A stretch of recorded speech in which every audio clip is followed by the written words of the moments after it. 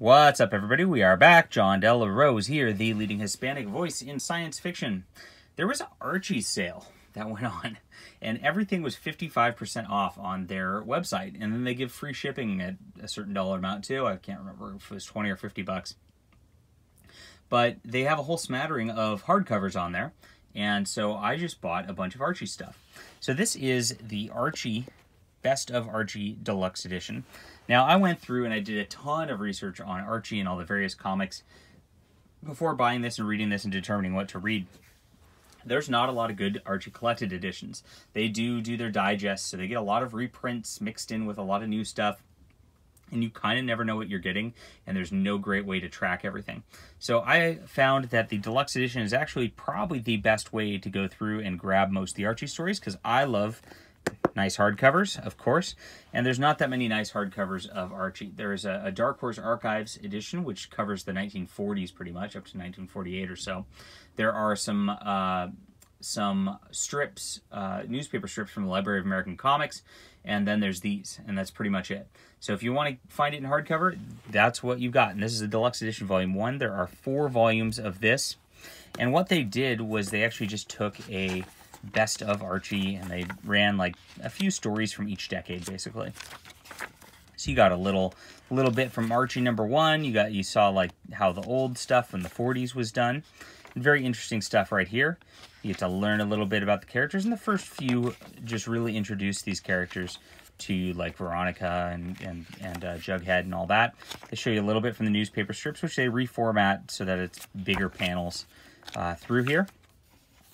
Done by a guy named Bob Montana, and it continues. So what's interesting about this is there's a lot of different characters. There's Wilbur in here, and I don't know who most of these characters are. There's Super Duck, and I'm vaguely familiar with Super Duck.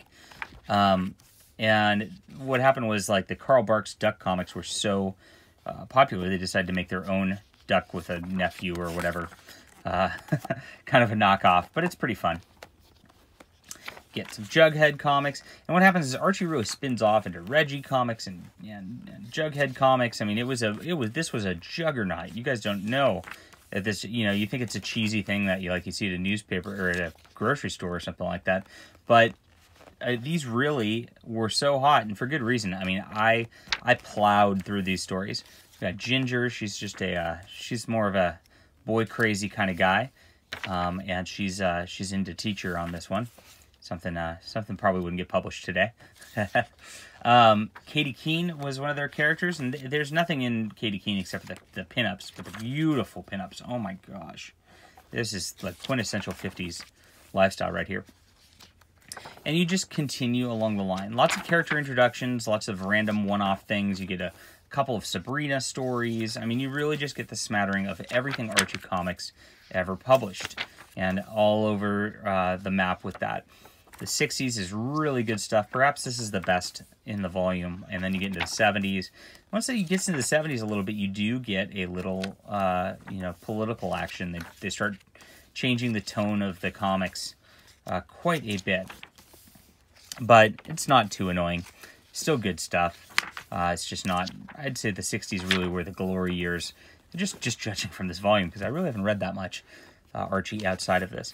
As a person who's never read Archie before, I'm familiar with Betty and Veronica and the love triangle thing and Jughead, and the names are familiar to me, but I really haven't read too much of it. But I really enjoyed all of this almost all the way throughout. There was only a couple stories that maybe I was like, meh.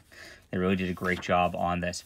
I don't know how the next 3 volumes are formatted of this. I haven't read them, but I do have them, because they were so cheap with that 55% off sale. And you should look, because they have sales regularly on their website, archiecomics.com, which is what I did to grab this. Who knows what's left after the last sale.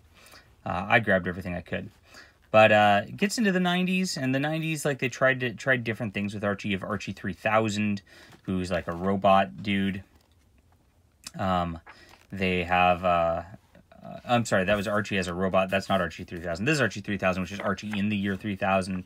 They have a couple other random things like that in here where Archie's like an alternate universe. And they continue on with that. At one point, Archie got married, and they actually presented his life married to Betty or married to Veronica in both formats. And they have a single story from that. And I want to read more of that. A lot of it's written by Paul Kupperberg, who's a wonderful, wonderful writer. So I'm excited for that. Then we get to the 2010s, and you notice everything kind of looks the same. Even into the 2000s, it kind of has the same like classic comic format. And then boom, we are in modern comics, and we're gonna draw everything like a modern comic now. With it's kind of sad to see that towards the end of things. It's like, man, can't you just keep one thing as it was? But not really. And then they relaunched it in 2016, and they just like rebooted the entire universe, because that's what you do these days. And Mark Waid rebooted this with Fiona Staples on art. And you know what, guys? I know you want me to say that I dislike this or whatnot, but this is freaking gold. Some really great stuff, and I'll get into this because I actually read the full volume of that also. But good stuff. And they just kind of show some of the new stuff that Adam Hughes actually drew. A Betty and Veronica story. Very bizarre to have Adam Hughes on this, but you know, it was nice. And these new ones, because the new stories are such like long stories, you know, they're written for trade and all that. They're a real clash with the rest of the book. Unfortunately, you kind of lose the sense of what this book was, because they're all short stories with short humor climaxes, and then suddenly you've got these to be continued in this for the modern ones. And you know, as much as I liked a couple of those, and as much as I liked the Mark Waid storyline and the reboot, I would have left that out of here. I just don't think it fits. So good stuff. I look forward to volume 2, 3, and 4. Excited to have a nice hardcover collection of some good Americana culture. Really enjoyable. 9 out of 10. Definitely worth reading. All right. Hit that like and subscribe button. Let me know if you're into Archie comics at all. I'm going to do a big overview of all the Archie stuff I find, because I've done, like I said, a lot of research on how to read this. There's no good reading order for it, but, you know, I'll do the best I can. And leave me a comment. I'll see you guys soon.